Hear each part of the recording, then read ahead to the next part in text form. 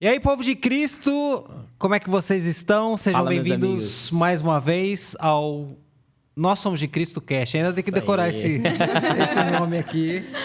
E estamos aqui hoje com a Ciba, com o Matheus, hosteando. Será que existe essa palavra? Não sei. Esse podcast hoje. E hoje recebendo como convidada muito especial aqui conosco a Carol. Psicóloga Carol Salles Goulart e agora Firmino. É Salles. É Salles. Carol Salles.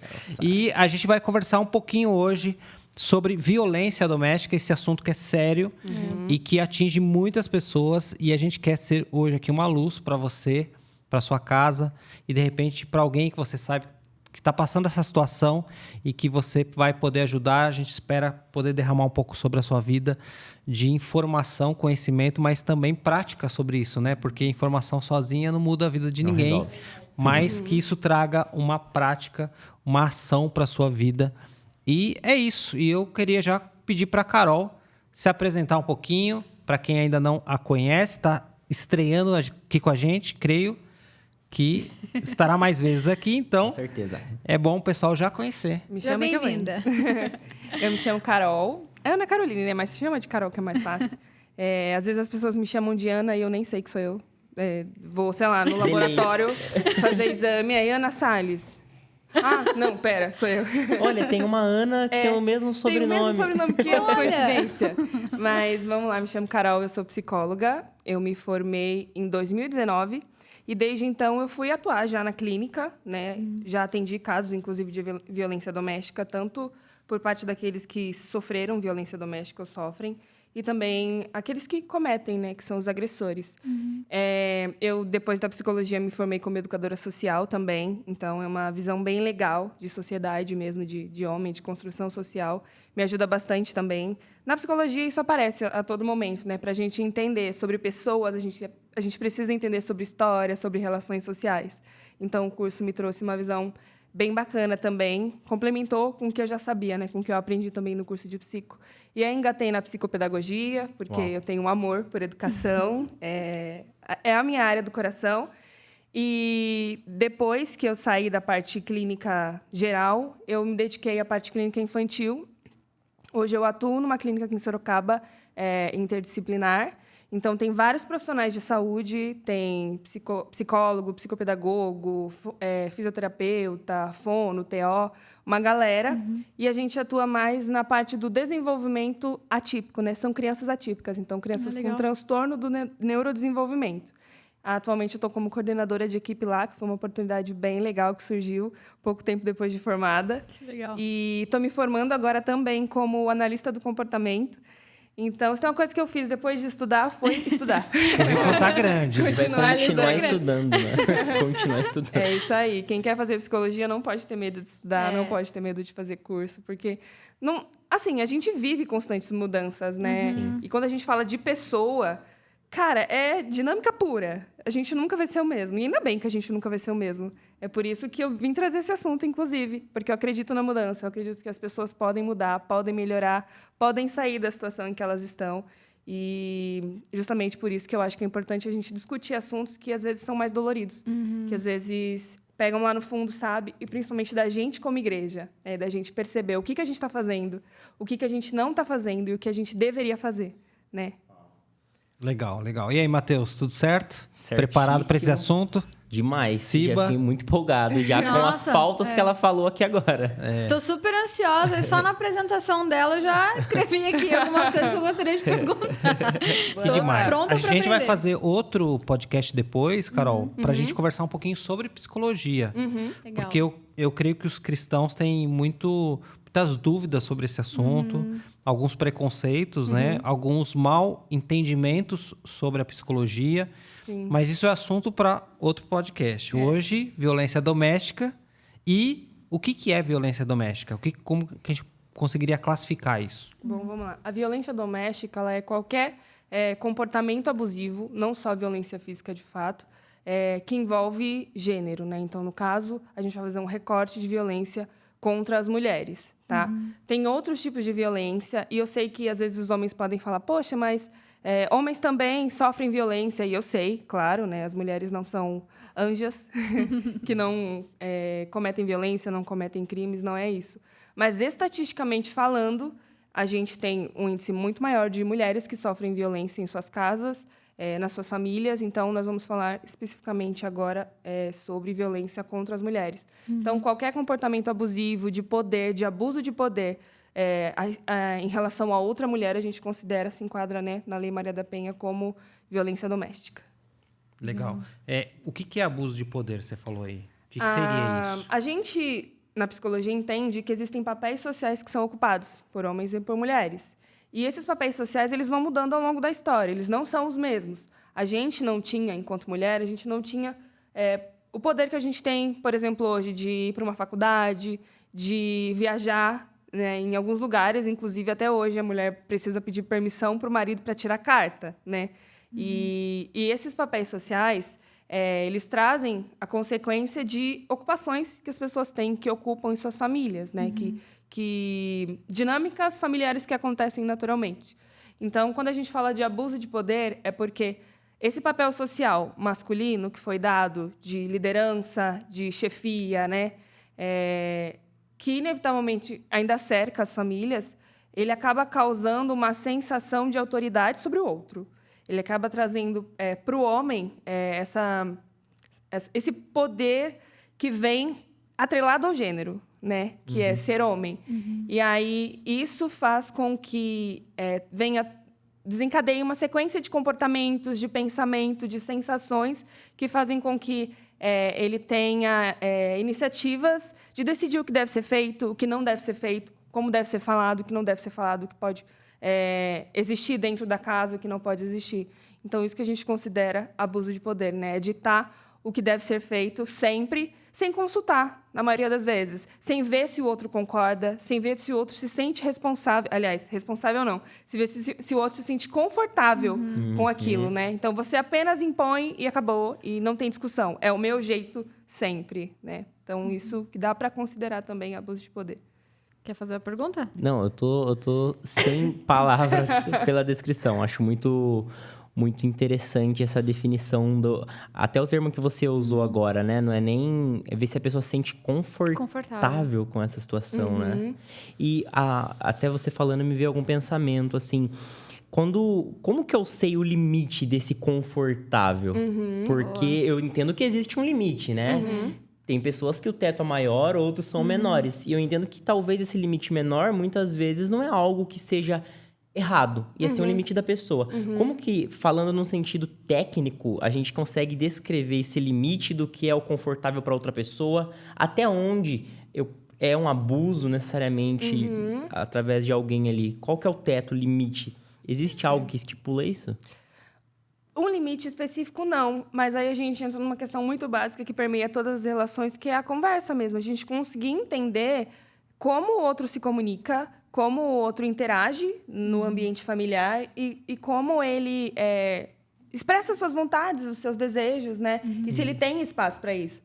De repente, para alguém, pode ser confortável que o outro tome as decisões. Seja legal, né? Sim. E aí vai depender também de como a pessoa foi criada, de como ela aprendeu o que é tomar iniciativa. Para muitas pessoas é confortável não ter que tomar decisões, né? E aí a gente precisa ter esse diálogo também para entender por que para aquela pessoa não é confortável. Porque todo mundo precisa tomar decisão em algum momento da vida. Todo mundo precisa ter iniciativa de alguma coisa em algum momento da vida. Ficar se escondendo e deixando o outro tomar conta é um indício de algo que precisa ser trabalhado, né? Então, conversar e entender o que é legal, o que não é legal, o que é suportável, né? O que favorece a relação, acho que mais do que tudo. O que faz com que a relação seja mútua, né? Legal, que não seja só unilateral, em que um é o centro, um comanda, e o outro simplesmente abaixa a cabeça e é isso. E, na verdade, a pessoa não está nem feliz com isso, né? Ela está perdida, ela tem a sensação de esvaziamento de si mesmo, né? Então, é importante ter esse momento de conversa, de reavaliação da relação mesmo. Acho que é importante todo mundo... Sabe a história da DR? Que todo mundo foge? Ela não é ruim. Eu ia perguntar isso. Quando você diz ter esse momento de conversa, é entre os dois indivíduos, Exato. o casal, Exato. etc. a DR machuca em alguns momentos, porque a gente coloca na mesa coisas que não são agradáveis, né? A gente fica vulnerável e o outro também. Mas a vulnerabilidade faz com que as pessoas estejam inteiras ali, sem medo de se revelar. Quando tem receio de se revelar, quando tem medo de você mostrar quem você é porque essa barreira tá impedindo, sabe? Uma barreira entre o casal está impedindo. Então, é necessário que, como meus professores falavam, isso seja desnudo, sabe? Inclusive, casamento não é exatamente isso. Não é essa união. Então, por que você não tem vergonha, por exemplo, de trocar de roupa na frente do seu marido, da sua esposa, mas você tem vergonha de dizer que você está desconfortável com a forma como ele diz que você tem que fazer tal coisa? Não faz sentido, sabe? Belo exemplo. Acho que é isso. Um belo exemplo. Dentro da igreja, na verdade, essa questão do poder, né, entra ali, às vezes, velado como uma submissão. Exato. Né? E é importante a gente falar, antes, talvez, da gente entrar na violência, acho que seria muito legal você falar um pouco sobre o papel da mulher e o papel do homem, que às vezes é um pouco distorcida dentro da igreja, que às vezes também essa questão tá entrelaçada ali com o gênero, né? E aí foge da questão de estar debaixo de uma missão para estar,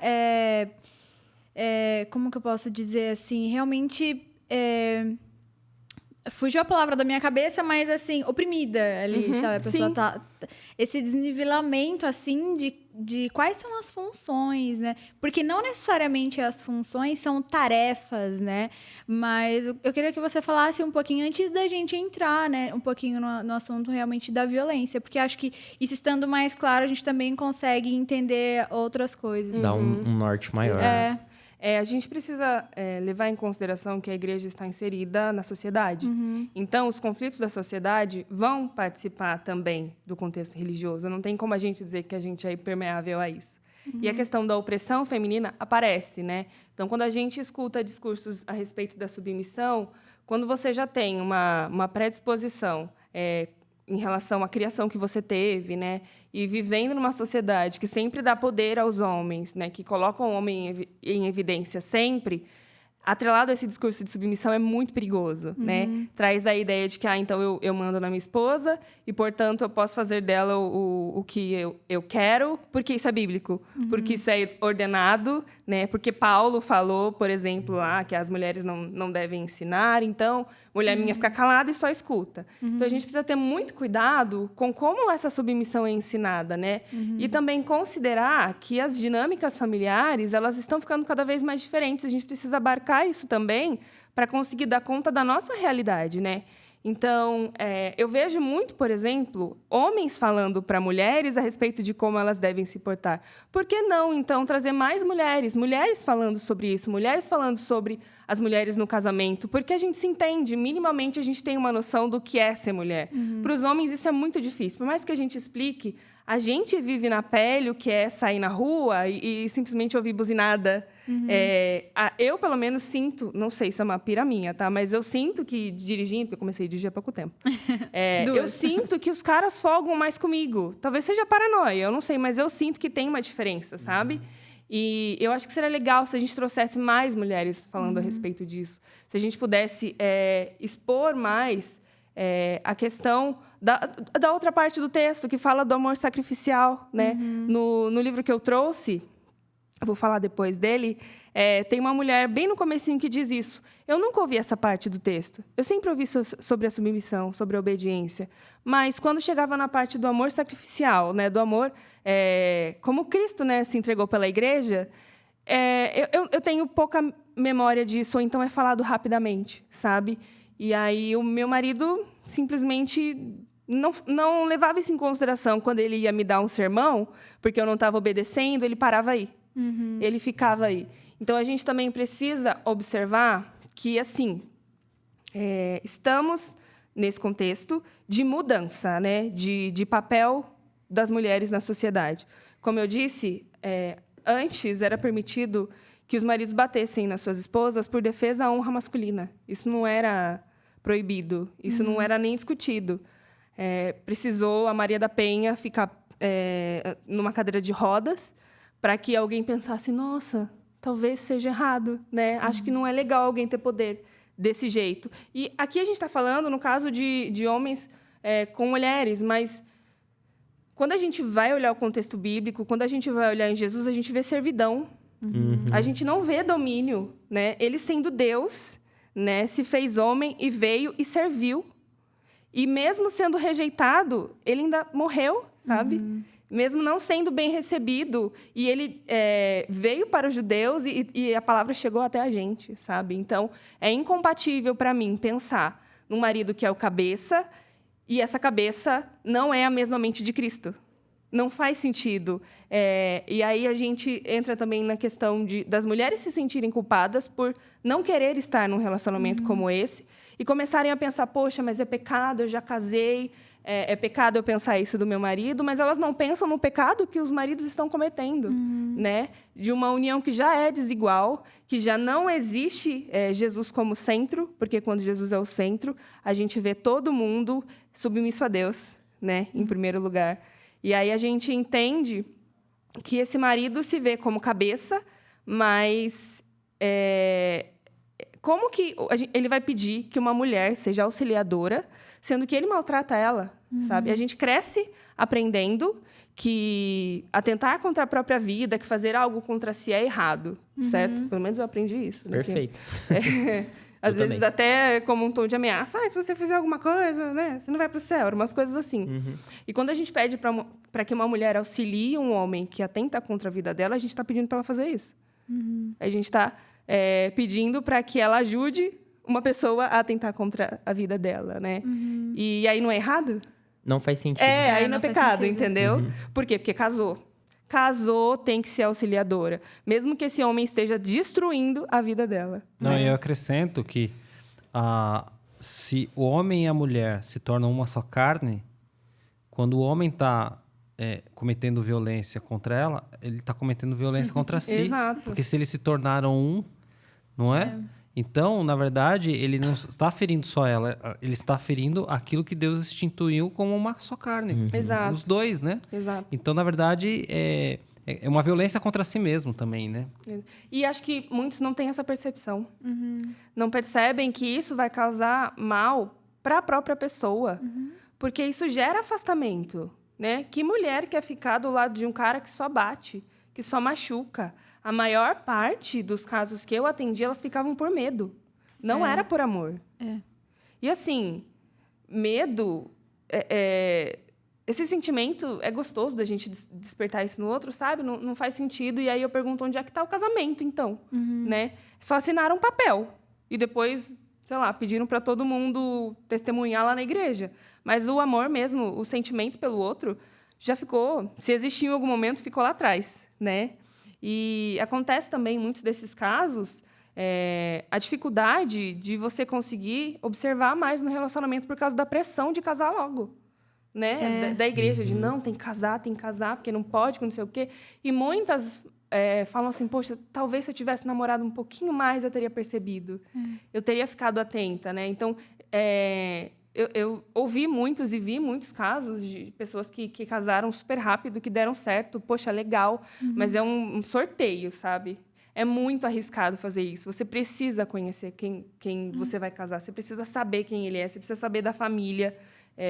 E os homens também, as mulheres, precisam saber como foram criados, como se sentem em relação aos traumas. Assim, não dá para falar só de finanças quando você vai casar com alguém.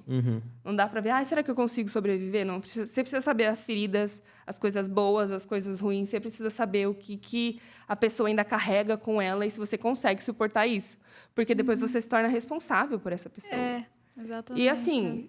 Depois, quando você comete esse tipo de coisa, é praticamente um abandono. É um abandono da família, né?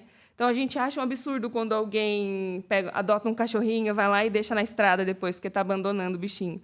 Mas, simplesmente, deixar a pessoa ali e não fornecer suporte e ser, na verdade, o algoz dessa pessoa é um abandono. Né? E muitas dessas mulheres não têm sustento, não têm para onde ir. Elas ficam presas, então elas ficam abandonadas dentro da própria casa. Né? Isso é muito triste, é desesperador. E eu acho que no ambiente cristão é pior, né?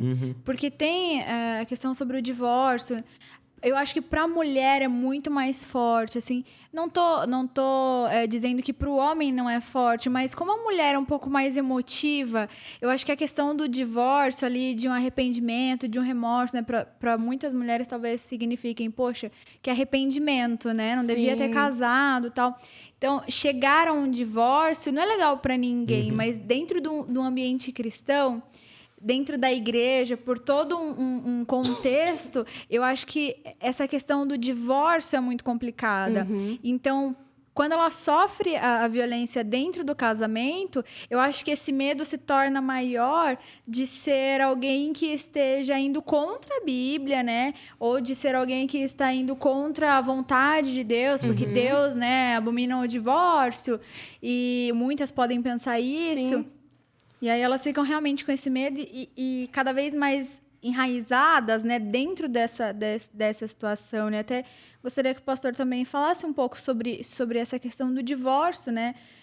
Quanto à Bíblia, também para a gente ter esse paralelo também, para a gente ampliar um pouco também o contexto. Eu vou falar do divórcio, mas eu queria entender um pouquinho melhor a questão da violência, e a gente pode concluir com isso. Eu tinha um adendo para falar a respeito do que Por favor. que a Cibele falou, né? Como ela se Claro. sente em relação à igreja. Eu acredito também que isso pode ter relação com aquele texto de que a mulher sabe edifica a sua casa, né? Poxa, eu me divorciei. Eu não edifiquei a minha casa. Eu não fui sábia o suficiente. Exatamente, né? E isso fica marcado. Aqui nesse livro conta o caso de uma mulher que conseguiu denunciar o marido, conseguiu se divorciar. E ela trabalhava em ONGs que eram relacionados à igreja, né? E as pessoas, assim, depois que ela se divorciou, ela não conseguiu mais emprego. As pessoas falavam para ela, poxa, seu currículo é incrível, mas como que eu vou explicar uma obreira divorciada? E o ex-marido dela casou de novo. Casou de novo e pegou o ministério pastoral. E assim, ela falou assim, até agora eu estou tentando conseguir emprego, e ele conseguiu muito rápido, porque ele casou de novo, né? Então, fica a marca da mulher divorciada, né? E para a mulher, isso é muito difícil, porque significa o fracasso dela, né? Muitas dessas mulheres passaram anos e anos e anos orando, porque, não, irmã, vamos orar para Deus converter seu marido, e passaram 20 anos, 30 anos orando, e nesses 20, 30 anos continuaram apanhando. Então, traz de volta aquela sensação de, será que eu não orei o suficiente? Será que eu não fiz o suficiente para que esse casamento continuasse? Mas, assim, Deus não faz lavagem cerebral. Não é isso não é Deus, né? A pessoa ela vai mudar quando ela tiver compreensão do porquê ela tem que mudar. Se você muda por alguém, você só vai mudar enquanto essa pessoa estiver precisando de você. Quando ela não estiver precisando, você volta a ser o que você era. Porque não foi genuíno. Não partiu de uma compreensão do problema. E sim de um resultado rápido que você está buscando, né? Se minha esposa ficar brava comigo, ela não vai querer me dar carinho, ela não vai querer cozinhar para mim, então eu preciso ir lá pedir desculpa e dizer que eu estou arrependido. Mas na primeira oportunidade que você tem de mostrar mudança, né? Ao invés de ir lá e exercer uma autoridade exagerada, aliás, uma autoridade exagerada não, exercer um abuso de poder, você vai e faz de novo. Porque pessoas que fazem isso, geralmente, são pessoas que também sofreram violência. Então, é muito difícil se livrar desse histórico, é muito difícil sair, principalmente sem buscar ajuda. Como é difícil homem buscar ajuda. Eu não consigo contar quantas mulheres buscaram ajuda a respeito disso, mas homens, eu tenho a lembrança de um. É muito difícil, Porque existe também uma cultura de que homem tem que aguentar tudo, tem que ser macho, né? Aquela coisa de masculinidade, tem que aguentar tudo, tem que dar conta, não pode demonstrar fragilidade. E isso prejudica os próprios homens. Muitos deles estão ficando doentes e, inclusive, a expectativa de vida dos homens é mais baixa, né? Realmente. Porque não conseguem ir dizer para o médico, poxa, estou com dificuldade. A campanha que é feita, por exemplo, de Novembro Azul, né? Para que os homens simplesmente possam ir ao médico, né? As mulheres vão com muito mais frequência fazer exame, né, rotineiro e tal. E para os homens é muito difícil. Por quê? Porque, por mais bobo que seja, o Novembro Azul fere a masculinidade. E é só um exame médico, sabe? Inclusive, para ajudar a diminuir a incidência de câncer de próstata. E é tão difícil. Eu queria falar do divórcio depois, porque eu acho que é o último caso, é o caso extremo. E é legal abordar. Mas, como que uma mulher pode identificar um sinal de alerta? Porque eu creio que existe essa questão de isso é normal, todo homem é assim, isso é natural do homem. E ali vão se testando limites. Né? Em que ponto, por exemplo, uma namorada pode observar em um namorado, um noivo, um sinal de alerta, para que ela já evite um casamento que seja um problema. E dentro do casamento, o que seria um sinal de alerta para uma esposa? De ela não achar que aquilo ali é natural, mas que não, isso não é natural, isso não é bom para você, né? Você precisa de ajuda. Eu acho que agora que a gente está vivendo a questão das séries, né? Tudo é série. É importante ver como que ele reage às cenas, por exemplo. Se você está vendo uma série que é um pouco mais violenta, sei lá, tipo Vingadores da vida, assim, tem umas batalhas. E, às vezes, tem umas falas bem específicas que a gente percebe que tem questões sociais ali. Como que ele reage a isso já é um sinalizador. Você observa, né, a pessoa. Pequenas falas também do dia a dia. Decidir com quem você pode sair. Decidir se você pode ou não usar determinada roupa. Decidir se você pode ou não gastar o seu dinheiro. Né? Você trabalhou o mês inteiro. Não, mas esse dinheiro não é para isso. E, assim, não deixar, às vezes, você simplesmente ter seu cartão. Né? Já pensando num casamento. Você não pode ter um cartão com seu nome. Você não pode ter uma conta com seu nome. Você não pode decidir se você quer guardar esse dinheiro para uma coisa sua ou não. Tudo vira nós, né? Ele costuma, esse homem abusivo, costuma tirar o seu eu individual. Tudo vira nós, tudo se torna em torno do casal. Que, né? na verdade, seria até bom se fosse nós mesmos. Mas é um eu né? dele Fosse disfarçado em o nós. nós disfarçado. Um nós orgânico. É um nós natural. Mas é o meu controle, não sai Tipo, dentro do é meu nosso, controle. porque assim, eu acho que um equilíbrio saudável isso é nosso, e aí nós juntos decidimos como que... Exato, né? exato. Mas é tipo, isso aqui é nosso, mas eu decido o que a gente faz. Exatamente. Eu sou recém-casado, eu tenho um exemplo prático em casa, né? A Aimee, ela brinca que desde quando ela era mais nova, ela sempre orava e falava assim, Deus, eu quero um dia casar com alguém que vai administrar tudo, sabe? E não que eu não possa em algum momento, mas eu quero que essa pessoa saiba administrar. E hoje que a gente é casado, o que acontece? A Aimee recebe o pagamento dela, cara, caiu o pagamento, ela já manda o Pix pra mim. Porque ela se sente muito mais confortável em enviar o dinheiro. Só que aí que entra. O dinheiro não é porque tá na minha conta que ela não tem acesso. Exato. Então, ela tem essa liberdade de quando... Poxa, acabou tal coisa. Acabou o perfume. Vamos lá comprar o perfume. Eu quero cortar o cabelo. Ela pode, decidir ela juntos, pode, né? Lógico, é dela o óbvio. dinheiro. Mas eu percebo que existe, sim, uma cultura das pessoas entenderem o quê?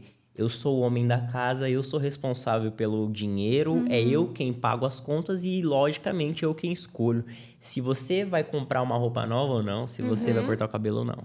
Eu partilho do mesmo, porque até foi uma das primeiras coisas que eu falei pra ele mesmo. Eu falei, olha, eu não sei administrar dinheiro, não sei lidar com o dinheiro. Então, pode administrar completamente. Tanto que o primeiro salário que eu recebi, quando a gente casou, eu entreguei na mão dele também. Então, só que não há essa restrição de, não, você não vai comprar isso... Porque realmente ele administra, mas eu tenho total liberdade, né? Essa é a questão, né? Você ter a liberdade Exato. de você fazer as suas atividades e fazer as suas coisas, Sei né? lá, comprar um sorvete que seja, né? Mas eu tenho dificuldade também com administrar. Na minha casa era o contrário. Meu pai sempre falou, não, minha esposa sabe. E minha mãe fazia milagre. É surreal, assim. O dinheiro durava o mês todo. Falava, Cara, minha mãe faz milagre também. Então, eu simplesmente falava, minha mãe tá fazendo. E eu não aprendi a fazer isso. E aí... Amor, vou expor você, tá? Desculpa. O Luiz tá me ajudando muito com isso, porque eu sou desesperada. Eu já acho que... Eu sempre acho que nunca vai dar pra fechar o mês. Ele fala, calma, respira... Dá, tá? Vamos fazer. E então, ele foi me ensinando a fazer todas essas coisas. Eu ainda tô aprendendo.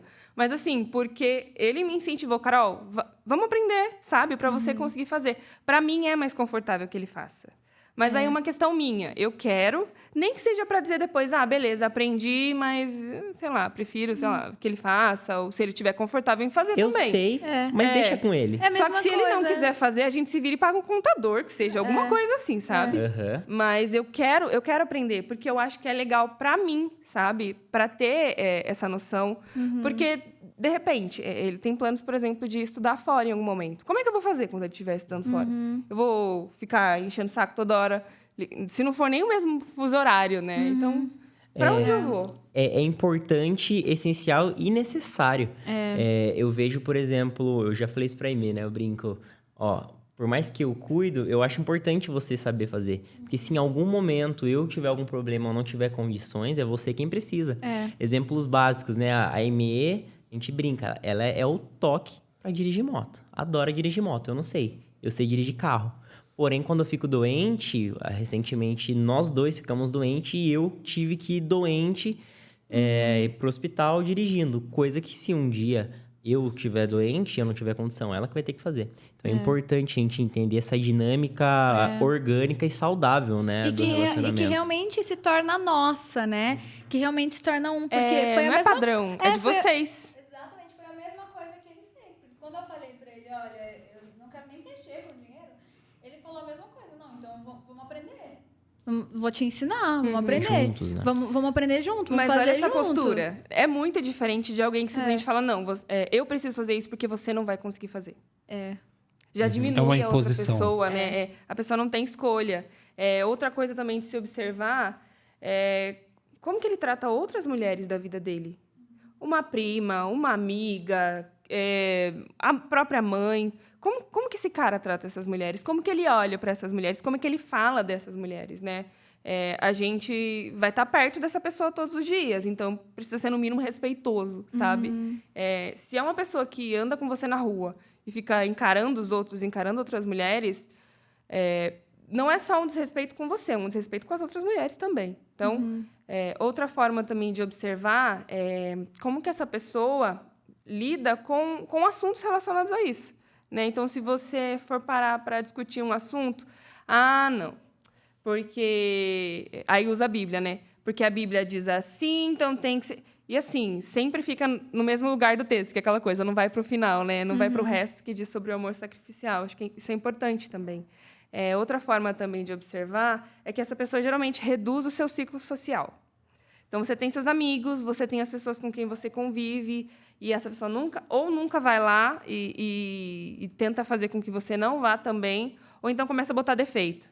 Porque aquela sua amiga ela vai levar você para o mau caminho. Não, porque aquela sua amiga não é legal. Você não percebe o jeito que ela olha as outras pessoas, ela vai dificultar para a gente. Então, fica botando defeito. Às vezes, até na família, né?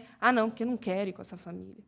Que não, eu fico desconfortável. E a gente precisa tomar cuidado também, porque pode ser uma pessoa que não gosta tanto de rolê, tá?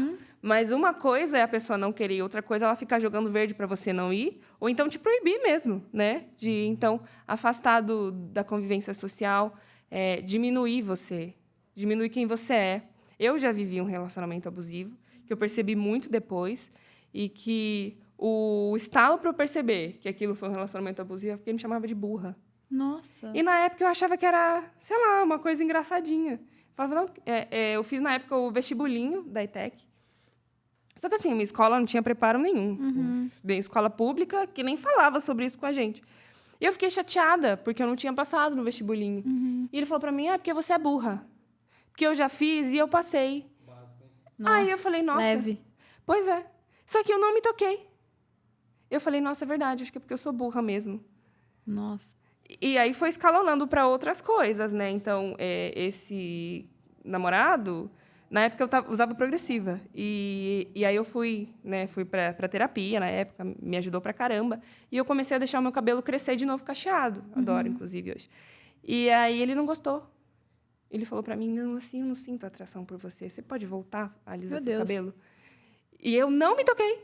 Entre outras coisas que ele fazia, que foram me sinalizando que aquilo era um relacionamento abusivo.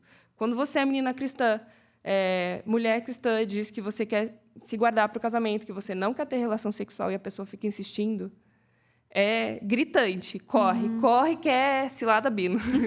Não casa. Porque a pessoa não te respeita antes de casar, não vai te respeitar depois. Né? Então, isso é importante. Né? Se a pessoa entende que aquilo é o seu corpo. E você tem decisão sobre o seu corpo. Você escolhe o que você quer fazer. E a pessoa fica tentando te comprar, tentando justificar o porquê não fazer isso. é o maior, para mim, é o maior sinal vermelho. Sabe por quê? Porque esse tipo de pessoa tem grande chance de ser um abusador quando você se casar. Porque, assim, a vida adulta toma tempo da gente. Você pode simplesmente dizer, olha, esposo, marido, não quero ter relação hoje, porque eu estou cansado, porque qualquer outra coisa. E é aquela pessoa que vai ficar emburrada, que vai fazer você se sentir mal, porque você não quer. Né? Então, tem que ter muito cuidado com isso, muito cuidado mesmo. Outra forma também, além da diminuição da autoestima, né, é tirar o seu patrimônio, né? É ir aos pouquinhos, sabe? Aí já mais para o casado, né? Tudo que estava no seu nome, não, passa para o meu, né? Tudo, você não pode ter posse, tudo vai ficar centrado nele, né? Então, é algo para se prestar atenção também. E acho que, assim, antes do casamento, mais do que observar como a pessoa age, acho que é importante a gente conversar também a visão que a pessoa tem de Jesus, né? Porque, incrivelmente, tem muita gente que fala de Jesus, que diz que vive Jesus, mas não sabe quem é ele. Nunca leu sobre ele de verdade, né? Então, veja o que ele sabe, se ele realmente viveu uma transformação, né? Se ele demonstra o caráter de Cristo. Porque isso é fundamental. Para que você consiga, por exemplo, ir para a igreja. Eu conheço pessoas que casaram, as pessoas eram da igreja, casaram, e aí, em determinado momento, o marido não queria ir mais para a igreja, porque, sei lá, cansou, e aí queria proibir a esposa de ir para a igreja também. E aí também é uma forma de tirar do ciclo de convivência, da rede de apoio que essa pessoa tem. Então, veja se vocês têm a mesma visão do evangelho. Se não, por que não estudar juntos, né? De repente e tal. Se for muito incompatível, cai fora. Cai fora, porque a gente não é ONG, desculpa, mas a gente não é ONG. A gente não tem obrigação de restaurar homens com defeito, digamos assim. Não é isso. Vai dar muito trabalho. Claro que assim, a gente pode educar, a gente pode ensinar, mas pensa bem que quando você casar, é difícil para mudar essa situação. Então, você pensa, você está disposta? Se você está disposta, pede ajuda para outras pessoas. Não faça isso sozinho, não. Discipulado é um trabalho muito difícil. Então, vai atrás de quem precisa, de quem sabe fazer de verdade, né? Porque deixar essa responsabilidade só nas suas costas é muita coisa, né? E eu acho que uma coisa muito sobre as meninas também, né? A mulher, geralmente, ela tem o senso de heroína, de que ela tá vendo o cara completamente zoado, mas ela acredita que ela pode transformar a vida dele. Então, é só com ele, só com ela que vai dar certo. Exato. Tá dando errado com todo mundo, mas ela acredita que vai dar certo com ela, porque ela vai conseguir transformar. Mas eu acredito que isso é uma ilusão muito, muito grande, né? E a maioria das mulheres tem esse pensamento de que começa a namorar um cara que, não, mas ele tem vários defeitos, mas no decorrer dos anos eu acho que a gente consegue resolver. Só que, às vezes, ela mesma tem inúmeros problemas que ela precisa resolver dentro dela. Que entra naquela questão de você estar disposto, né? Será que tem um preço? Tem um preço, muito exatamente. alto, às vezes. Exato. Eu tenho até uma pergunta que eu acredito que muitas pessoas que estão nos assistindo, o público maior é garotas, jovens e adolescentes. Você foi falando algumas coisas e eu fui meio que guardando aqui. Sobre esse relacionamento que você teve, onde a pessoa falou que você é burra, e você, não lembro agora a palavra que você usou, mas você... Eu não me toquei. Não me toquei. Aí depois ele falou do meu cabelo e eu não me toquei. E eu acredito que muitas pessoas acabam indo para o casamento sem se tocar, sem cair em si. Exato. E aí, a pergunta que eu gostaria de fazer, eu não sei se existe essa resposta até meio objetiva, para as meninas que estão nos assistindo ou para os meninos. O que eu devo me paramentar para caso eu esteja num relacionamento, namorando ou no noivado, e eu sou a pessoa que eu não me toquei? Existe alguma proteção que essas pessoas conseguem se envolver para caso elas não se toquem, alguém consiga dar esse norte para ela? Não sei se deu para entender aonde quero chegar ali. Sim. Eu acho que a maior força que pode existir nesse momento é a rede de apoio mesmo. Então, por isso, galera que começa a namorar, não se isolem do mundo, pelo amor de Deus. Não façam isso com vocês. Porque aí, se você encontra uma pessoa abusadora, é a receita para você não conseguir enxergar mais, porque você perde referência. Você não consegue ver como é que é o relacionamento das outras pessoas, você não consegue ouvir as pessoas te dando dicas, te dando toques. Então, não se isolem, muito pelo contrário, aproveite essa relação, aumenta seus amigos, Ciclo né? de Você conhece amizades. os amigos do seu namorado, da sua namorada. Então, rede de apoio. Estar com outras pessoas. Não ficar só em casa também, porque é legal ficar em casa, mas ver outras pessoas, estar com os amigos, é aquela famosa saída pós-culto, né? Que a gente consegue fazer com que as outras pessoas também presenciem o nosso relacionamento. Perfeito. E ouvir os outros, né? O que os outros têm a dizer. Claro que assim, você não vai chegar falando, nossa, seu relacionamento é péssimo com uma pessoa que você nem tem amizade. Sim. Mas seu pai, sua mãe, seus amigos mais próximos, assim, sabe? Toca no assunto, cita. Várias vezes eu falava para minha mãe sobre o meu relacionamento. Claro que assim, tem coisas e coisas que a gente fala. Mas se você tá querendo casar, tá querendo conhecer essa pessoa, aliás, tá querendo casar com essa pessoa, não conhecer, porque conhecer você já tá no processo, né? Vai perguntando para outras pessoas, vai vendo como é que as pessoas têm a visão do seu relacionamento, para que você consiga ter uma ampliação mesmo do seu olhar. Porque quando você está dentro do seu relacionamento, você acaba dedicando, às vezes, tanto da sua vida àquilo que você não olha ao redor, né? Então, rede de apoio, pessoas. Ouça pessoas que amam você, que se importam com você. E busque também referências de bons relacionamentos, né? Vai ver filme, vai ver série, vai ler livro, vai conversar com seus pastores, pessoas que podem te ajudar de verdade, sabe? Pessoas mais experientes, pessoas que já viveram relacionamentos abusivos, inclusive, se você está com dúvida, se você viveu, se você vive, vai perguntar, sabe? Não fica só não sei, e não vou fazer nada, vou ficar por isso mesmo, vou esperar para ver. Não paga para ver, porque às vezes no pagar para ver, chega um baque, né? Estoura uma bomba. Uma hora a conta chega, né? Exato, uma hora a conta chega. Você acredita que olhar para o ambiente familiar também seria algo a se não analisar, né? Mas a se observar, porque, por exemplo, os meus pais falavam assim para mim, olha, quando você for namorar, veja como ele trata os pais, mas também veja o relacionamento dos pais. Sim. Porque não que ele possa reproduzir, o que os né? pais Mas são. será que futuramente ele não possa carregar alguma coisa dali? Então, veja um ambiente familiar, como ele se relaciona com as pessoas no ambiente familiar, né? Porque tudo bem, às vezes a pessoa ali é uma pessoa super legal, né? E tá num ambiente ali, poxa, com muita dificuldade, uma família complicada. Mas, ok, vai dar tudo certo. Mas será que em algum momento, né, essa pessoa não possa carregar algo? Isso seria legal de se observar também? Sim, com certeza. É a forma como as pessoas que convivem com ele, olham para ele, conversam com ele, falam com ele, lidam com ele, diz muito também sobre o histórico que essa pessoa desenvolveu com a família. Né? Então, é extremamente importante prestar atenção nisso, sim. Eu creio que essa rede de apoio é muito importante, porque pessoas podem alertar. Eu quero tentar ser equilibrado aqui. Nem todo mundo que falar alertar, de repente, está com boa intenção. Só que se tem muita gente falando sobre a mesma coisa, então o sinal de alerta está grande. Sim, Não é só uma pessoa específica. E se eu tiver errado aqui, você me corrija. Mas pensando em meninas que estão nessa situação e não tem ninguém, porque essa rede de apoio não existe mais, pelo que eu entendi aqui, um abusador ele vai tentar isolar essa menina, limitar ela em diversos aspectos. Financeiro, tirando as condições dela ter até uma condição de ela caminhar sozinha. Então, se torna dependente dele.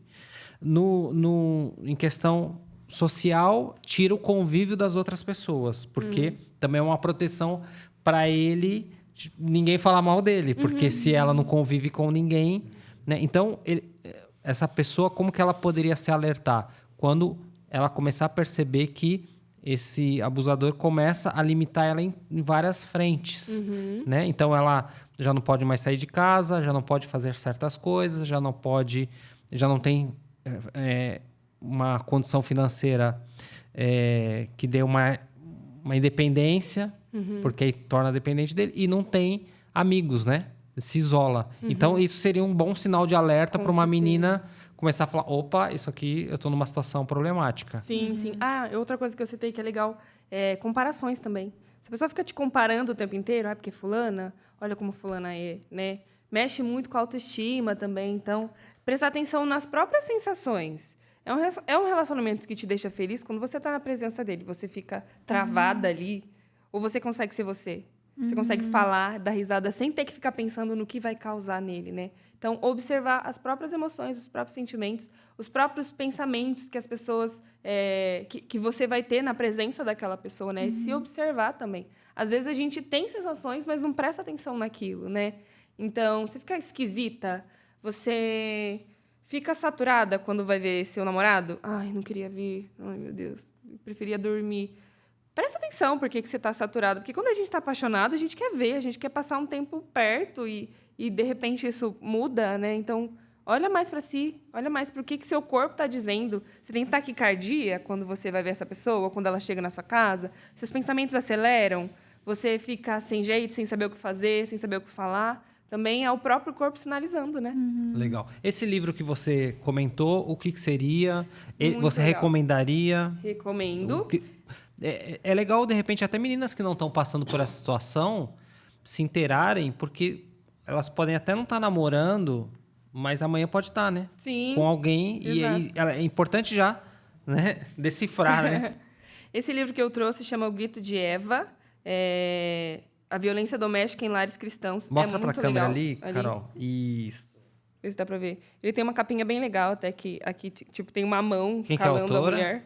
Aí depois muda. É a Marília de Camargo César. Legal. Ela cresceu numa igreja pentecostal e ela ainda frequenta a igreja. E ela colheu relatos de várias mulheres de várias igrejas, de várias denominações, falando sobre suas experiências com violência doméstica. Ela também faz menções mesmo a textos bíblicos. Ela fala também da importância de se trabalhar com o público masculino, né? Como trabalhar do outro lado. Aqui a gente está falando de vítimas, mas o abusador também precisa receber cuidados, né? Ninguém se torna abusador do nada. Ninguém nasce abusador, né? Então, a gente precisa também ter um trabalho com essas Até porque pessoas. se não tratar ele vai continuar abusando continuar. outras mulheres. pessoas. Exato. Então, é um livro de leitura muito fácil, no sentido de que a autora não escreve de forma difícil. Mas é difícil os discursos, né? A forma como essas mulheres foram tratadas muitos anos mexe muito com a gente. E a gente vê relatos de esposas de pastores que não tinham para onde correr, não tinham com quem falar. A gente vê muita liderança sendo negligente. Muita liderança mesmo sendo negligente. Com aquela coisa de vamos orar, irmã, vamos orar. E, assim... Posso falar, né? Claro. Oração não substitui boletim de ocorrência, pelo amor de Deus, gente. Não deixa nenhuma liderança comprar teu silêncio. Vai denunciar, pelo amor de Deus. Se você tem oportunidade de fazer denúncia, 180, liga, denuncia sim. Você pode orar e fazer o boletim de ocorrência, nada impede. Por quê? Se você sofreu violência... Porque a gente falou de pequenas violências, né? Até chegar na física mesmo. Essas pequenas violências vão acontecendo até chegar na física. E quando a violência física é cometida, é algo muito grave, né? Não que os outros não sejam. Mas se cometeu uma, a chance de cometer a segunda é grande, né? E é um crime contra o Estado, né? Então, a gente não cresce ouvindo dai a César o que é de César, né? Então, se é um crime contra o Estado brasileiro, precisa ser pago. Não é uma dívida que o seu marido tem com você. Você pode perdoar se você quiser. Né? A gente também sabe da dificuldade da dependência emocional. Mas é um crime, é uma dívida com o Estado brasileiro. Esse homem que cometeu violência precisa pagar essa dívida, né? Mas ele vai ficar bravo. Se ele ficar bravo porque ele está pagando a dívida, é porque ele não entendeu a gravidade do que está acontecendo. Muitas mulheres falam assim, mas eu acredito no milagre. E eu realmente acredito no milagre, eu acredito na transformação das pessoas.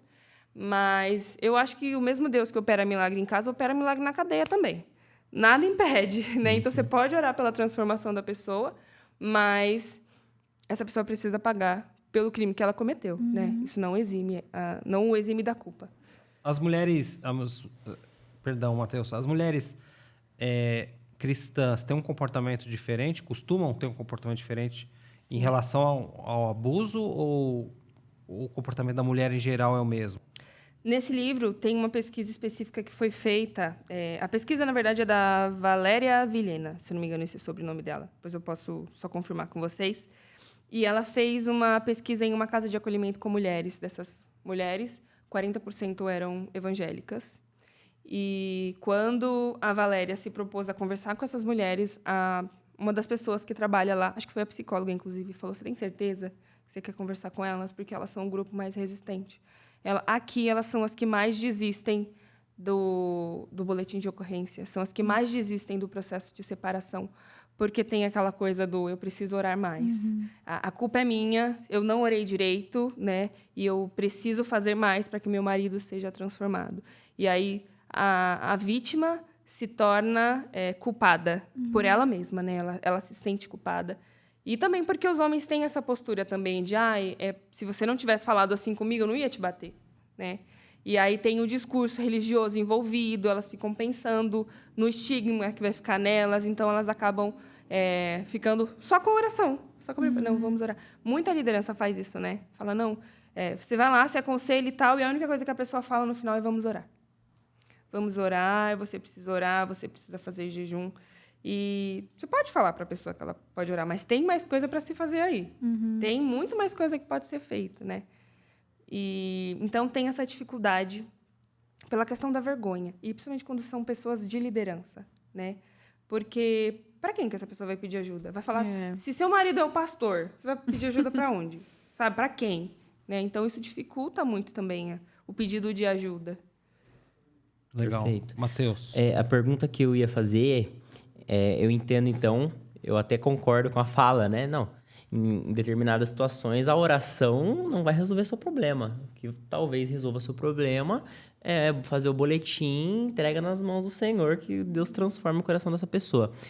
As pessoas que você já atendeu e atende hoje, então, quando elas chegam até você, qual é o seu trabalho, assim, se você puder resumir? Porque eu iniciei aqui o assunto com o entendimento de que seria algo no sentido de reconciliar as pessoas. Mas, pelo que eu entendo, as pessoas que já chegam numa violência mesmo, a pessoa sofreu alguma agressão, etc. Essa pessoa já não está mais com esse agressor. E aí, qual é o trabalho que você tem que fazer de recolocar essa pessoa na sociedade? O que vocês fazem hoje? Quando você perde um relacionamento, né? Não é nem você perdeu, na verdade, mas quando você passa por um processo de separação, é muito difícil de recomeçar. Muitas dessas mulheres sentem muita falta, porque elas não sabem outro padrão de relacionamento. É aquilo que se tem de perspectiva. Então, o que a gente faz? A gente tenta mostrar para a pessoa como ela estava durante aquele processo todo, né? Você está sentindo falta, mas olha como é que você estava. Olha como é que você ficou. Olha a sua situação. Então, não é retirar a dor, mas mostrar quem causou a dor. Por que aquela dor está ali, né? Então, a gente vai trabalhando com a dor até que ela seja cauterizada, digamos assim, que a ferida seja cauterizada. E não retirando isso, né? Então, a gente vai reinserindo essa pessoa de volta na vida dela. E, às vezes, pode ser com um toque simples. Você não tem mais conta no banco porque seu marido te proibiu? Vai lá e abre uma conta. A gente vai dando pequenas dicas para que a pessoa retome a autonomia da própria vida, né? E consiga, aos poucos, perceber que ela não precisa do abusador. Porque muitas delas acreditam que precisam. Isso é no geral, né? Não é só das mulheres da igreja. Muitas delas acreditam que precisam disso. E aí, nisso, tem muitas que não fazem nem o boletim de ocorrência, porque hoje não pode mais retirar a queixa. Antes podia, agora não pode mais. Então, elas... e se eu me arrepender depois? Porque já tem um histórico de arrependimento, né?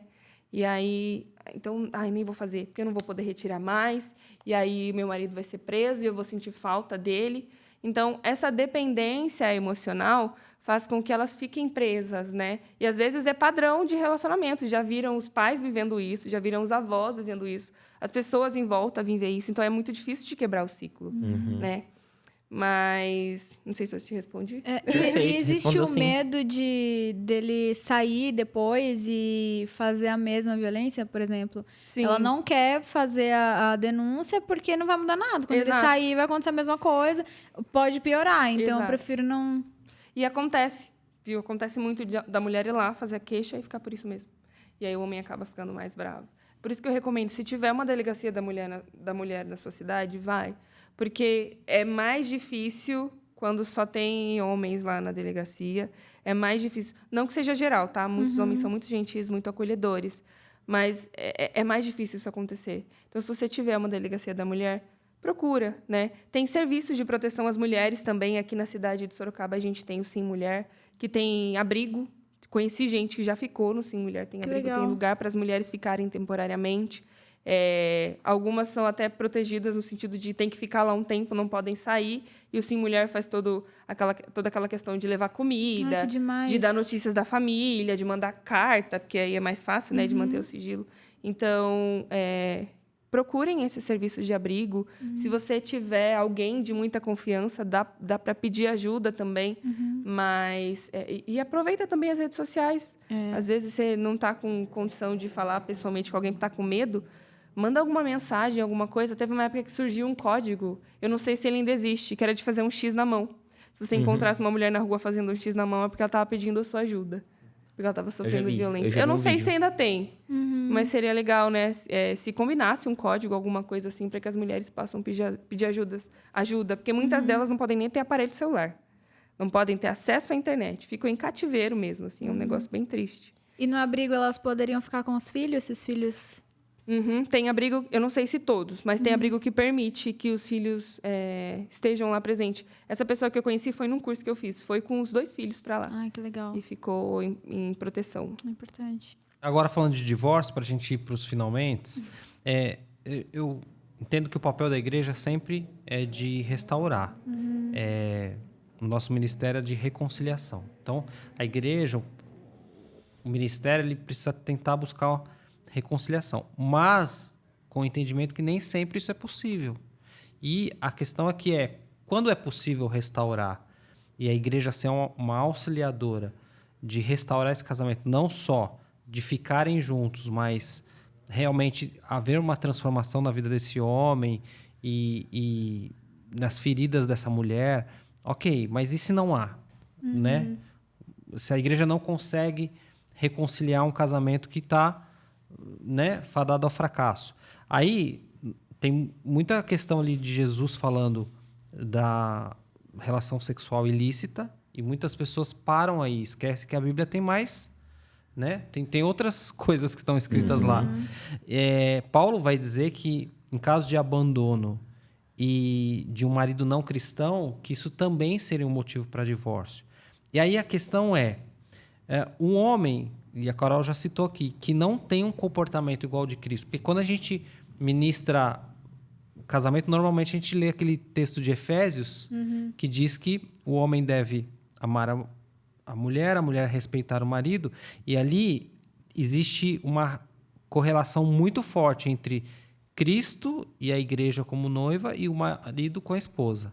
Então, se o comportamento do marido com a esposa deve ser igual ao de Cristo com a igreja ou a sua noiva, então um marido que não tem um comportamento como o de Cristo com a noiva, a gente não poderia considerar esse marido como um cristão. Ele pode até estar dentro da igreja, ele pode até ter ministério, mas ele não é um cristão.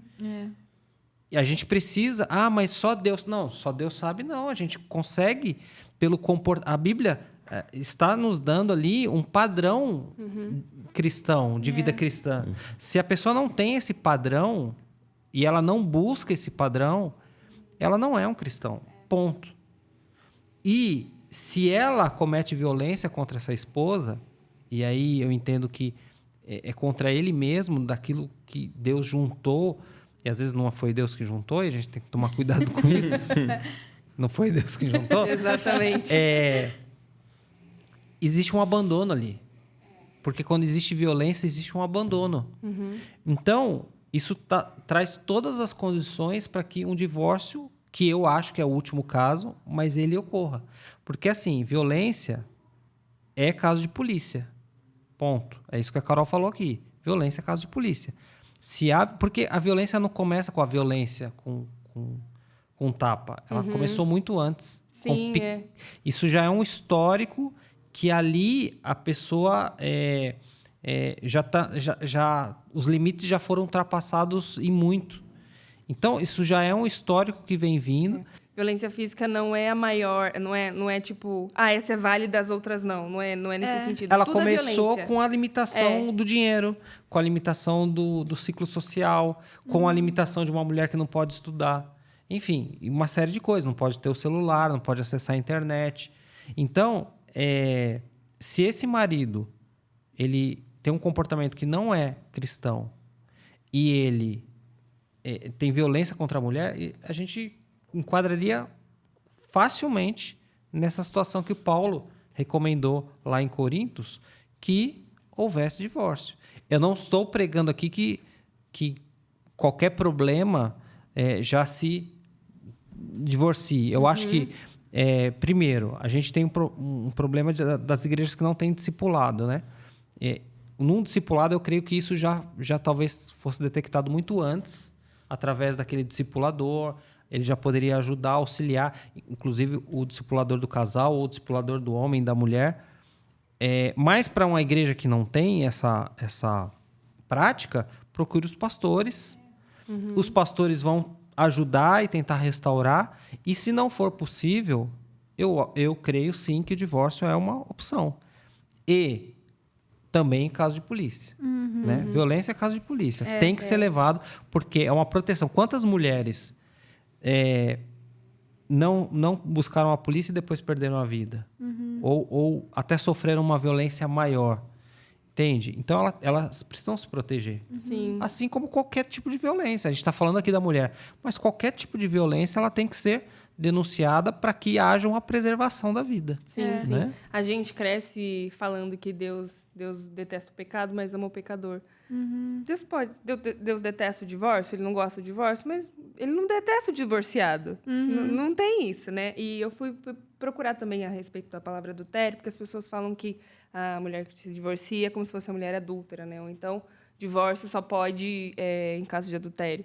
E eu fui pedir ajuda pro meu professor, o professor que mora lá na minha casa comigo, o Luiz, para eu entender melhor a palavra, né? E aí tem vários significados para a palavra, para o verbo adulterar. Um deles é deixar... Sabe quando a gente fala de combustível adulterado? O que significa, né? Que alguma coisa que não deveria estar lá, está.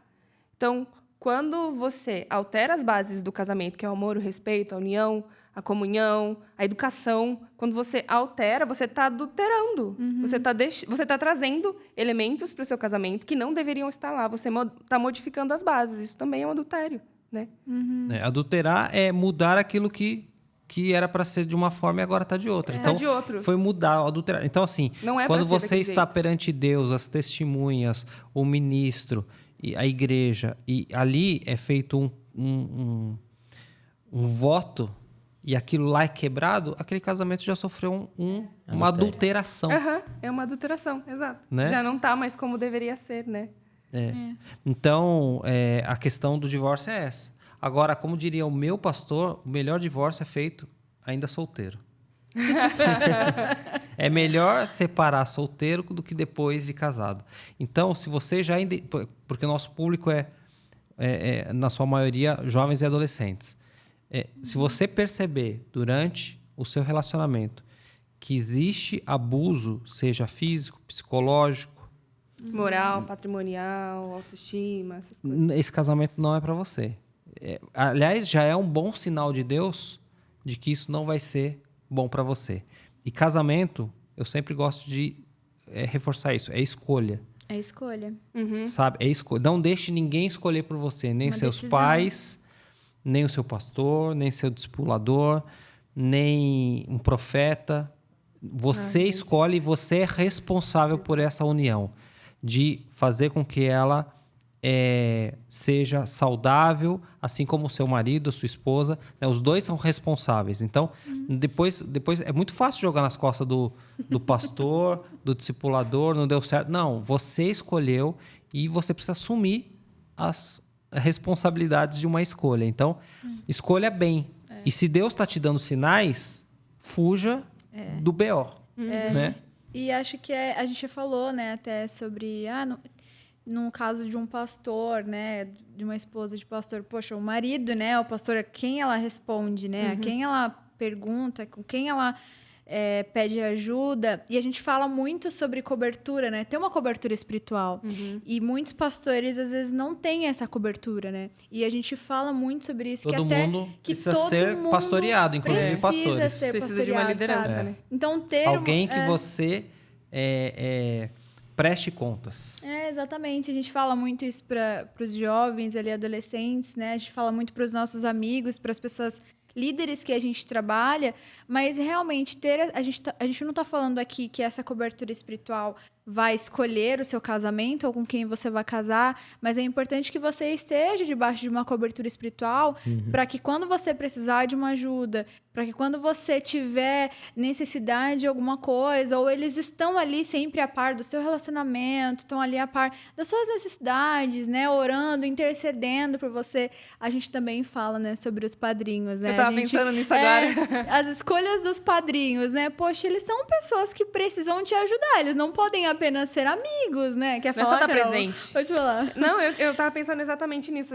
As escolhas dos padrinhos não são feitas exatamente pensando em pessoas que são referências para você. Então, essas pessoas precisam te ajudar, né, nesse momento também. Então, não consigo falar com o pastor porque eu tô com vergonha. Fala com algum padrinho, com algum amigo, com alguém que tá perto, né? Eu lembro que quando a gente foi casar, né? A primeira coisa que eu falei pra ele, eu falei assim, olha, eu não ligo pra nada. Você pode escolher o que você quiser. A única coisa que eu peço é que quem for entrar com as alianças, que seja a minha avó. Porque ela é um símbolo pra mim, né? De um casamento, tem um significado muito forte. É a minha avó, né, tal. E aí ela entrou, né, tal. Daí ele até brinca, né, que por isso que eu acelerei, né? Porque minha avó já tava de idade, né? Ele, não, vamos acelerar. Então. Ele brinca com isso. Mas Valeu, vó. acho que tudo tem que ser levado um pouco mais a sério mesmo, né? Principalmente num casamento. Não tô dizendo que uma criança, ou, enfim, não tem nada a ver sobre quem você vai escolher para carregar suas alianças. Mas eu acho que a gente precisa olhar as coisas com um pouco mais de seriedade, principalmente quando a gente vai... Entender o papel, né? Isso. Né? São Exato. padrinhos, são testemunhas. São pessoas que vão... eu sempre cito quando eu celebro o casamento, né? Eu sempre falo assim, estenda suas mãos, você vai orar para esse casal e vocês têm responsabilidade sobre eles de estarem disponíveis quando eles precisarem. Porque padrinho não é só para ficar bonito na foto, né? Ou para dar um presente legal. Né? Mas é para caminhar juntos, né? Exato. Eu queria falar um pouquinho sobre as pessoas que vão acolher esse discurso dessas pessoas que estão passando por violência Legal. doméstica. Eu acho que é extremamente importante a gente entender que nem toda mulher vai estar no ponto de denunciar. Muitas delas estão fragilizadas, não conseguem. Então, o que elas precisam encontrar? Acolhimento. Não duvida dessa mulher que está passando por isso, sabe? É muito triste você mesmo não entender o que está acontecendo e você expõe para o outro, porque você está tentando também organizar isso na sua cabeça e a outra pessoa fala, mas será? Será que você não está vendo coisa? Nossa, mas fulano, imagina, jamais imaginaria isso de fulano, não. Valida o discurso dessa mulher. Fortalece ela, sabe? Mostra como ela precisa se recuperar primeiro, já que ela não tem força naquele momento. E, às vezes, é a tua palavra amiga. É você sentar e conversar com ela. É você deixar ela falar, mais do que querer dizer o que ela tem que fazer ou não, mas deixar ela falar, deixar ela se ouvir enquanto ela fala com você, sabe? Receber esse discurso e entender que é o sofrimento de uma pessoa que não sabe para onde vai em muitas dessas situações. Então, todas as lideranças que vão lidar com essas mulheres, às vezes, chegar e falar assim, denuncia, espanta, né? Porque já está numa crescente, aí você já fala da denúncia logo de cara. É difícil, né? Porque é como se ela estivesse atestando não consegui. Então, recebe esse discurso, vai trabalhando isso aos poucos, vai tentando mostrar para ela que tem outra vida, tem outra forma de se relacionar, até que ela esteja segura para que você fale, olha, você quer denunciar? Não falar denuncia, mas se você quer denunciar, você pode denunciar, você tem como denunciar. Não precisa ser dessa forma. Então, receber com carinho, receber com um olhar de cuidado, não com um olhar de ter a verdade absoluta, sabe? Mesmo que a denúncia, em casos, né, de violência, seja necessária, é preciso ter muito cuidado com a forma que se fala da denúncia também, para que isso não seja motivo para que ela não se abra mais, né? Para que essa mulher se feche e não tenha mais para onde correr. Então, a famosa palavra empatia, né? Pensa que se você tivesse com algo entalado aqui, você também ia querer que alguém simplesmente parasse para te ouvir e que considerasse que o que você está falando é importante, né? Empatia hoje está muito carregado de um contexto político, porque tudo se transformou nisso, né? Mas eu ouço essa palavra há muitos anos, muito antes de se falar nessa briga política. Empatia é se colocar no lugar do outro. Então, tentar entender o que aquela pessoa está passando e se ver no lugar dela e falar, cara, ela precisa da minha ajuda. Porque imagina se eu estivesse no lugar dela. Entender o lugar da pessoa, sabe? Eu sei que não é fácil se colocar, entender o lugar do outro, mas não menosprezar o sofrimento do outro. E Exato. é isso. É pensar, cara, se fosse eu.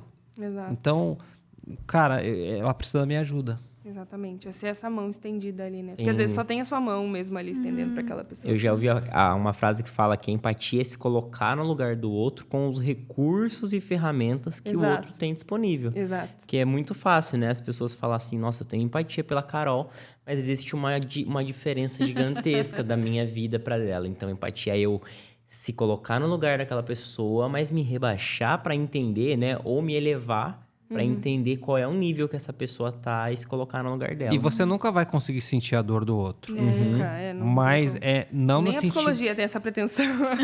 E não é sentir a dor do outro que não vai ser possível, mas entender que o sofrimento do outro é sério. Não é brincadeira. E você não... A gente tende a falar assim, eu já passei por coisa pior. Fique Nossa. tranquilo. Nossa, isso é verdade. péssimo. Pelo Eu já amor de passei Deus, por não coisa façam pior. isso. Que é que, na verdade, querer diminuir, né? Querer a diminuir dor. a dor do próximo. A intenção, às vezes, é até boa. Tipo, não, eu vou mostrar que ela não tá sozinha com esse sofrimento. Mas naquele momento ela tá se sentindo sozinha. E ela precisa que você mostre que, cara, em algum momento isso vai passar, sabe? Que é a esperança. Que há esperança, exatamente. E que mesmo que você não tenha vivido nada exatamente igual, você está disponível para que ela fale para você como é que é, então. E essa questão de ouvir é realmente você não só deixar a pessoa falar, mas não falar sobre você.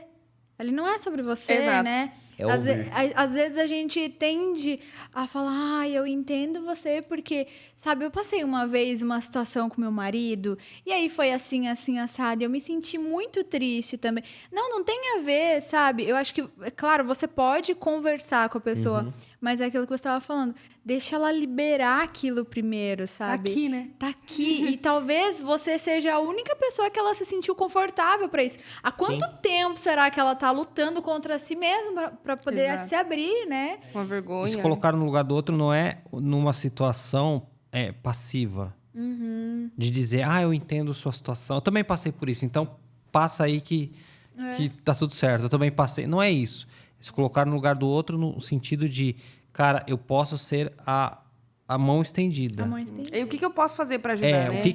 Como que eu auxilio ela a sair dessa condição? Agora, Carol, você quer concluir? Tem algum material que a pessoa poderia ter acesso, que você indicaria fora o livro? Mais alguma coisa? O que você poderia dizer aí para quem quer saber mais sobre o assunto ou estar nessa situação e quer entender melhor recursos para isso? E se você também quer se colocar à disposição, né, para É alguma... isso que eu ia falar. Acho que é importante lembrar da psicoterapia, né? Se você tem condições, se você pode, vai buscar um psicoterapeuta, porque essa pessoa, principalmente se for especialista, né? Porque essa pessoa vai estar inteirado da rede de apoio municipal, o que tem, o que dá para fazer, o que não dá. Tem muito serviço que é de graça, né? Então, se você puder, além do que eu já falei, 180, tem a Delegacia da Mulher, tem o Sim Mulher aqui em Sorocaba, tem o CRAS, o CAPS, outros lugares para qual você pode recorrer. De repente, tem questão de vício em drogas ou em álcool envolvido. Então, a UBS. O UBS é a porta de entrada, né? A Unidade Básica de Saúde de todo o bairro. Você pode falar com o seu agente comunitário de saúde, aliás, um beijo, mãe, que é agente comunitária de saúde. Ela é responsável por levar toda a informação para a Unidade Básica de Saúde. Então, fale com seu agente comunitário, fale com a sua médica, com a sua ginecologista, para que essa pessoa consiga inserir você na rede de cuidado pública, porque existe cuidado, existe gente disposta a te ajudar. Eu também me coloco à disposição, tá? Se vocês têm dúvidas, se vocês quiserem me perguntar no Instagram. Quer te achar isso? Eu tenho um Instagram de psicóloga, mas está abandonado, confesso. Porque assim... Tá na hora de voltar com ele. Volta agora. Porque como agora eu não preciso mais trabalhar com a minha divulgação, aí eu acabei deixando ele abandonadinho. Mas se quiser, no meu Instagram pessoal, pode mandar lá pergunta, dúvida. Oi, Carol Salles. Porque não dava pra colocar só o Carol Salles. Salles com 2 L's ou com L só? Com L só. Oi, L só. Tipo, oi, galera. Oi. Carol Salles, tudo junto com um L só, tá bom? Tem sites na internet que, se você digitar lá na internet, violência contra a mulher, vai aparecer sites disponíveis para você consultar. A primeira coisa que vai aparecer é a questão da violência, a denúncia, né? Tem Instagram, tem grupos no Facebook também para as mulheres. Caso esteja restrito aí, porque seu marido tá dificultando a vida, tem livros que são disfarçados assim com a capa e que tratam desse assunto, né? Eu posso procurar e recomendar também. Mas, assim, o que eu consigo falar agora no momento é isso, assim, de buscar informação. Fala com o seu posto de saúde, né? Com o seu médico, para que ele consiga te orientar e te inserir na rede de cuidados. E acho que é isso, né? Não sei se vocês conhecem algum grupo, alguma recomendação. Ô, louco, você já passou toda a receita. Toda a receita. Fica até... Né? Tem um livro... Especialista até. Tem um livro também, que é O Grito de Eva. Tem aqui dentro Mostra desse a capinha livro... assim na sua frente, só para aquela câmera. Isso. Aqui dentro desse livro tem muita recomendação. É cheio de nota de rodapé, cheio mesmo. Tem artigos, tem outros livros, tem músicas que tratam desse tema. Então, é muito legal. É um livro que vai trazer mais outras várias leituras. Tem o artigo da Valéria Vilhena também, que dá para procurar. Eu acho que eu tenho aqui, depois eu posso mandar o nome para vocês, se vocês colocam disponível. Tem mais um artigo também que eu encontrei, mas agora eu não vou lembrar o nome. Mas, enfim, esse livro é muito legal. Tem o livro também, O Silêncio de Adão, que é bem bacana. Esse eu não li, mas eu di. Ai, louco. É da mesma autora? Não é. Esse é de um homem. Mas eu dei uma olhada. É uma parceria? Pior que não. Eu achei que pudesse ser. Mas O Silêncio de Adão fala sobre a postura dos homens, né? O que se espera de um homem cristão. E vai falar muito da questão da omissão de Adão lá no Jardim do Éden, né? Por que ele viu tudo aquilo e deixou as coisas acontecerem? Por que ele não tomou uma posição naquele momento, né? Nossa, a omissão dele. Então, é bem legal da gente perceber também como a masculinidade está sendo tratada dentro das igrejas. É bem bacana. Acho que para os homens ter acesso a esse material também é muito importante. Homens, leiam também sobre esse assunto, por favor. A gente precisa de aliados nisso, tá? Não dá para fazer sozinho. A gente precisa levar em consideração que a gente ainda vive numa sociedade que vê o homem como autoridade. E homem, escuta homem. É inacreditável. Então, se vocês forem aliados nessa causa, vai fazer muita diferença para a gente também. Para a gente não ficar gritando, o grito de Eva, né? Para a gente não ficar gritando sozinhas. Quanto mais pessoas estiverem com a gente, mais a gente tem força, né? Para poder ser ouvida. Minha recomendação como pastor: pais, tratem suas filhas como uma referência para que elas procurem bons homens como você é um bom pai. Que elas olhem para você e elas desejem um marido tão bom quanto você é como pai. E também ensinem seus filhos a serem respeitosos com as mulheres. Eu lembro de uma frase que os meus pais sempre falavam: uma mulher não se bate nem com uma rosa, né? É uma frase clássica dos mais velhos, mas é isso. Não se bate, ou seja, nem com uma rosa, nem com algo que talvez nem machucasse, né? Não se bate, enfim, não se levanta a mão. Então, ensinem seus filhos homens a respeitarem as mulheres, a começar das mães, das irmãs, né? A Bíblia vai recomendar ali, o Paulo vai recomendar a Timóteo que ele tratasse as mulheres da igreja como irmãs, né? Então, ter boa referência em casa é importante. E é isso. Eu acho que demos uma boa introdução.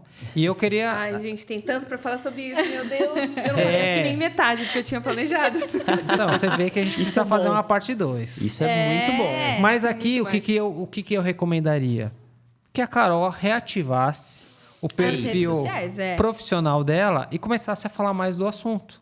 Eu Agora, acho que seria legal. eu queria dar um spoiler aqui do próximo assunto pra gente trazer a Carol para o pessoal já ficar aqui com vontade. Pode ser sobre psicologia mesmo? Pode Então ser. a gente falar, Ai, tá. desmistificar a psicologia. Pode ser? Legal. Ai, meu Deus, imagina. Nossa, ó. Ficou um tema assim, ó. Será que eu dou essa é a conta? ideia. Essa é a ideia. Não, mas vai ser legal. Eu amo falar sobre psicologia e falar sobre ciência, né? Que é uma coisa que às vezes as pessoas falam, nossa, mas ciência e igreja funciona? Funciona. Funciona muito. A gente precisa perceber as nuances ali, mas funciona muito bem junto. Na verdade, é maravilhoso quando funciona junto. Mas é isso. É isso. Carol, obrigado pela sua participação, sua presença. Foi incrível. Ai, gente, obrigada por ter me convidado. Eu falo muito, né? Desculpa se eu Não, mas é isso aí. Não, a gente tá Sensacional. aqui pra te ouvir Eu mesmo. sou falante, gente. E desculpa a gente quem já também. foi paciente meu já sabe que eu falo muito. Desculpa a gente que a gente tá pegando o jeito aqui ainda. Imagina, Vai ficar gente. bom. Eu amei. Tá bonzinho. Vai ficar bom, vai ficar bom. Matheus, valeu. Que isso. Prazer é nosso. Aprendemos Muito. um pouquinho que já vai resultar para assuntos para mais de mês aí. Isso aí. Meu amor, muito obrigado. Eu que agradeço. Você é incrível. Essa mesa foi incrível. Gente, muito obrigado. Que Deus abençoe muito vocês. A gente se vê na próxima. É isso? É isso. E não esqueça que nós somos de quem? Nossa, Nós muito somos de incrível. Cristo. Abraço. Tchau, pessoal.